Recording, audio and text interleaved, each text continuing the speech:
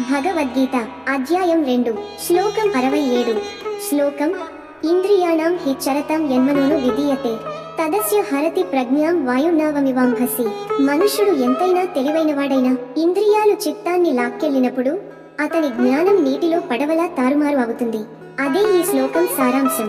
Point అదేంటంటే, వాయువు నీటిపై పడవను ఊదిలే విధంగా ఇంద్రియాల వెనక మనస్సు వెళ్ళినప్పుడు మన జ్ఞానాన్ని అదిపిస్తుంది. తాత్విక విశ్లేషణ: మనస్సు అనేది ఎప్పుడూ సెన్సరీ ఆనందం వెనక తిరుగుతుంది. ఒక వ్యక్తి జ్ఞానవంతుడైనా ఒక్కసారి మనస్సు ఏదైనా ఇంద్రియాన్ని అనుసరించి పరిగెత్తితే అతని స్థిరమైన జ్ఞానం డగమడిస్తుంది. కాబట్టి ఇంద్రియ నియంత్రణ అనేది ఆత్మజ్ఞానం వైపు మొదటి అడుగు. ఉదాహరణ: అలాగని మనం లొంగిపోవాలా? కాదు. వాయువు పడవను ఊదినా చాకచక్యంగా నావికుడు దానిని నియంత్రించగలడే. అలానే మనస్సును సున్నితంగా ఇంద్రియాల నుండి వెనక్కి లాగగలగాలి. నేటి జీవన బోధ: ఈ యుగంలో మనం ఎంత విచక్షణతో జీవించాలో ఈ ఒక్క శ్లోకం చెబుతోంది. మన ఇంద్రియాలు అనుభవాలపై పరిగెత్తుతున్నప్పుడు మనస్సును వాటి వెంట పోనివ్వకండి. లేని పక్షంలో మన బుద్ధి దారి తప్పుతుంది.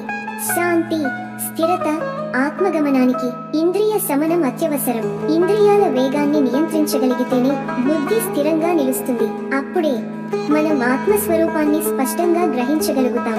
తదుపరి శ్లోకంలో శ్రీకృష్ణుడు ఇంద్రియాలపై విజయాన్ని సాధించిన సాధకుడి స్థితిని ఎలా వివరించాడో చూద్దాం.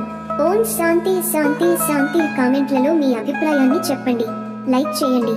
ఈ తాత్విక సందేశాన్ని మీ మిత్రులతో షేర్ చేసుకోండి. తదుపరి శ్లోకానికి ఛానల్ సబ్స్క్రైబ్ చేయండి. ధన్యవాదములు. జై శ్రీకృష్ణ.